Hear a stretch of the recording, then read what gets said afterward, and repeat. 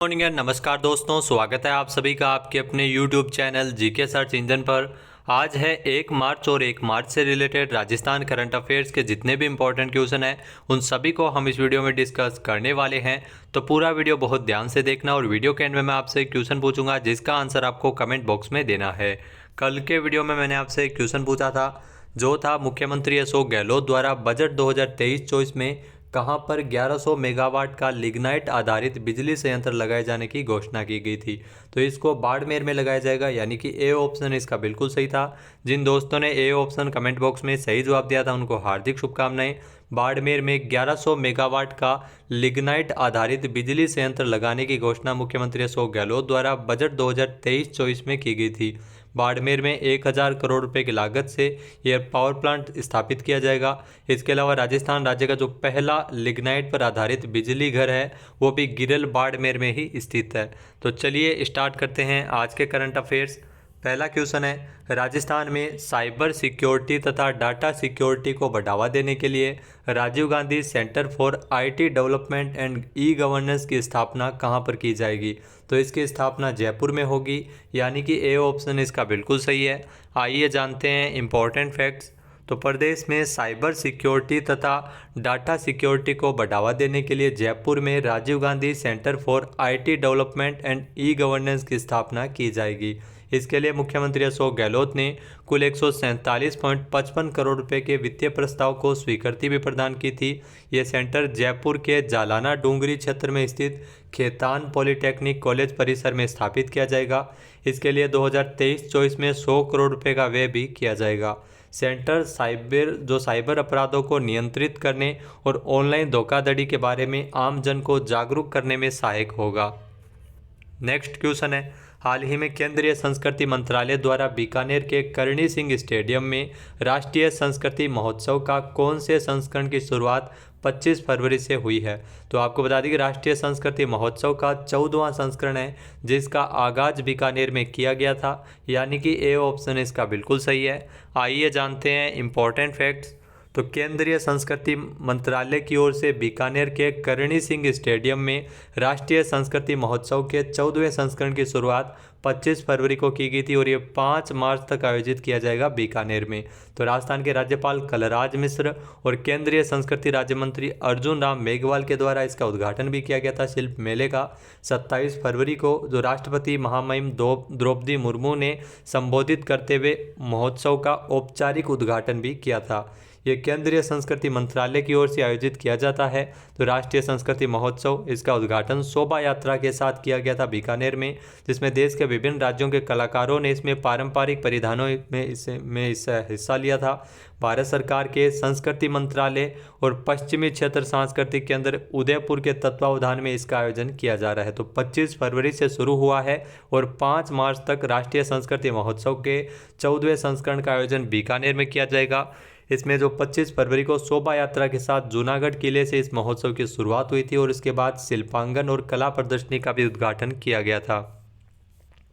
Next question है, Rajasthan ranking masters badminton प्रतियोगिता 1 मार्च से लेकर 5 मार्च तक कहां आयोजित की जाएगी? तो ये ध्यान रखना, राजस्थान रैंकिंग मास्टर्स बैडमिंटन प्रतियोगिता जो 1 से लेकर 5 मार्च तक इस प्रतियोगिता का आयोजन कोटा में किया जाएगा, यानी कि सी ऑप्शन इसका बिल्कुल सही है। आइए जानते हैं इंपॉर्टेंट फैक्ट्स। तो राजस्थान रैंकिंग मास्टर्स बैडमिंटन प्रतियोगिता जो 1 मार्च से 5 मार्च तक कोटा में आयोजित की जाएगी। इस प्रतियोगिता में 35 से 75 आयु वर्ग के प्रतियोगी इसमें शामिल होंगे। राजस्थान के लगभग 30 जिलों के खिलाड़ी इस प्रतियोगिता में शामिल होने वाले हैं। ये प्रतियोगिता में प्रदर्शन के आधार पर राजस्थान बैडमिंटन टीम में इसमें चयन भी किया जाएगा। इसके अलावा जो चयनित टीम है वो गोवा में 19 से लेकर 26 मार्च तक होने वाली राष्ट्रीय मास्टर्स रैंकिंग बैडमिंटन प्रतियोगिता में हिस्सा लेगी। तो राजस्थान बैडमिंटन संघ के सचिव है के शर्मा।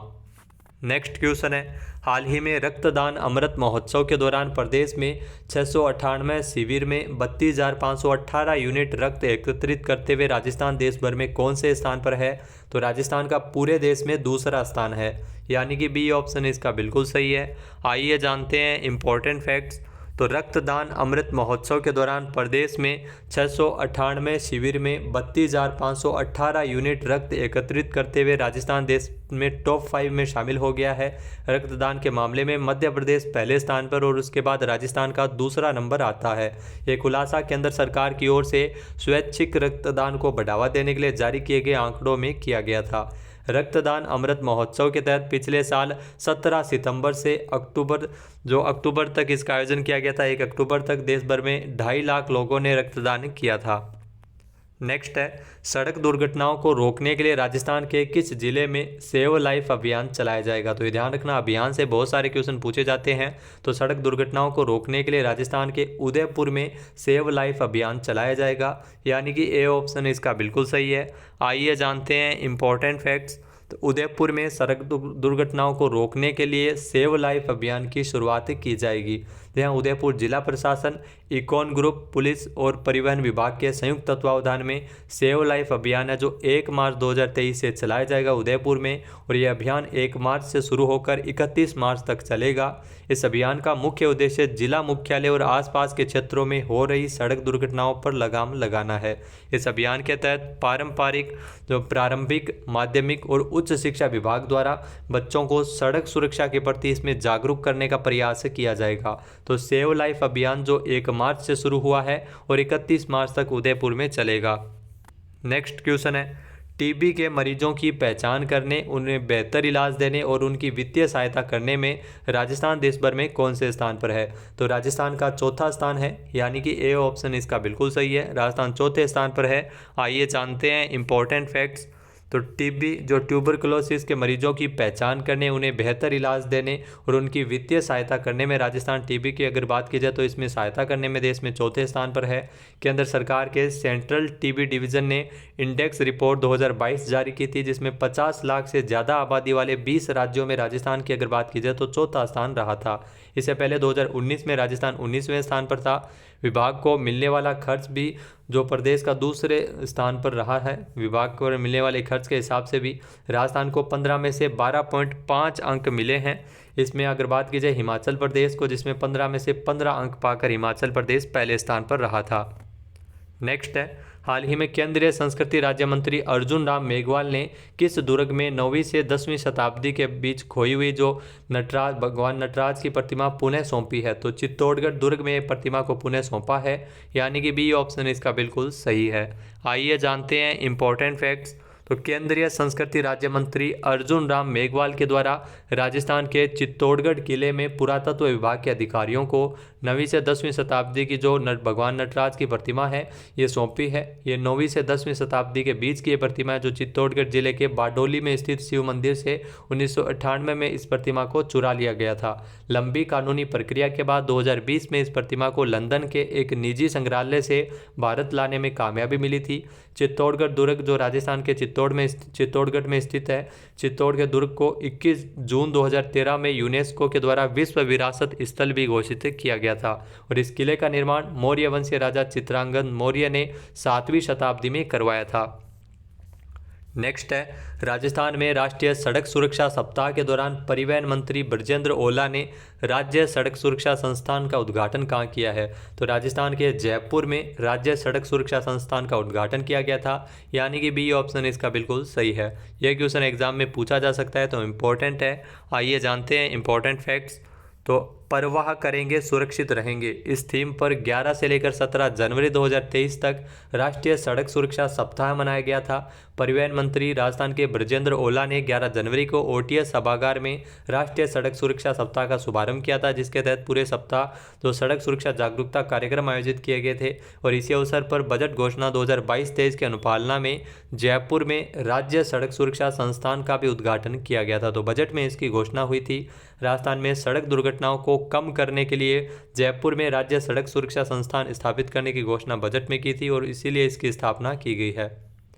नेक्स्ट है, हाल ही में 60 साल में पहली बार किस स्मार्टफोन कंपनी ने अपना लोगो बदला है। तो ये आपके लिए जानना जरूरी है। नोकिया ने अपना लोगो बदल लिया है। पहले इसका जो लोगो अलग था, अभी बाद में चेंज किया गया। 60 साल में पहली बार यह है जब नोकिया ने अपना लोगो बदला है, यानी कि ए ऑप्शन इसका बिल्कुल सही है। आइए जानते हैं इंपॉर्टेंट फैक्ट्स। तो स्मार्टफोन और टेलीकॉम उपकरण बनाने वाली कंपनी नोकिया ने करीब 60 साल में पहली बार अपना लोगो बदला है। नया लोगो 26 फरवरी 2023 को सीईओ पेक्का लुंडमार्क द्वारा लॉन्च किया गया था।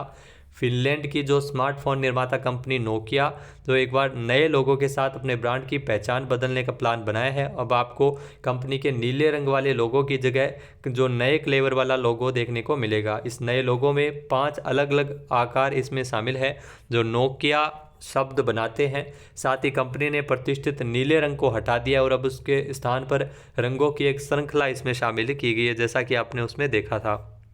नेक्स्ट है, हाल ही में भारतीय वायुसेना 27 फरवरी से 17 मार्च 2023 तक संयुक्त अरब अमीरात यूएई में किस अभ्यास में भाग लेगी। तो भारतीय वायुसेना के द्वारा डेजर्ट फ्लैग का जो 8वां संस्करण है जिसमें भाग लिया जाएगा यूएई में, यानी कि ए ऑप्शन इसका बिल्कुल सही है।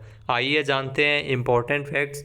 तो संयुक्त अरब अमीरात में डेजर्ट फ्लैग का 8वां अभ्यास है जिसमें भाग लेगी भारतीय वायुसेना। 10 देशों की वायुसेनाओं के बीच युद्धाभ्यास जो डेजर्ट फ्लैग है वो शुरू हुआ है।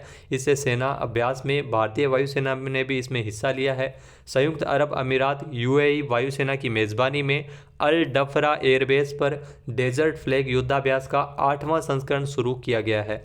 भारतीय वायुसेना 27 फरवरी से 17 मार्च 2023 तक संयुक्त अरब अमीरात में डेजर्ट फ्लैग के 8वें संस्करण में भाग ले रही है। ये पहला अवसर है जब लाइट कॉम्बैक्ट एयरक्राफ्ट जो LCA तेजस भारत के किसी जो अंतर्राष्ट्रीय जो अभ्यास में भारत से बाहर किसी अंतर्राष्ट्रीय उड़ान अभ्यास में भाग ले रहा है। LCA जो लाइट कॉम्बैक्ट एयरक्राफ्ट है, इस अभ्यास का मुख्य उद्देश्य है विविध लड़ाकू कार्यक्रमों में भाग लेना और जो विभिन्न वायुसेना के सर्वोत्तम अभ्यासों से सीखना है। बात कर लेते हैं आज के हमारे क्विज की। तो आज का हमारा क्विज है, राजस्थान के जयपुर में बाजरा महोत्सव का आयोजन कब किया जाएगा। एक बार फिर से सुनिएगा, राजस्थान के जयपुर में बाजरा महोत्सव का आयोजन कब किया जाएगा। इसका सही आंसर आपको कमेंट बॉक्स में देना है और अगर ये वीडियो आपको पसंद आए तो इसे लाइक और शेयर करना बिल्कुल ना भूलिएगा। चैनल पर नए हैं, सब्सक्राइब नहीं किया है तो अभी सब्सक्राइब बटन पर क्लिक करें। इस वीडियो की जो PDF फाइल है वो आप वीडियो के डिस्क्रिप्शन बॉक्स से डाउनलोड कर सकते हैं और इस क्वेश्चन का आंसर आप वोट करके भी कर सकते हैं। वीडियो देखने के लिए धन्यवाद। जय हिंद, जय भारत, जय राजस्थान।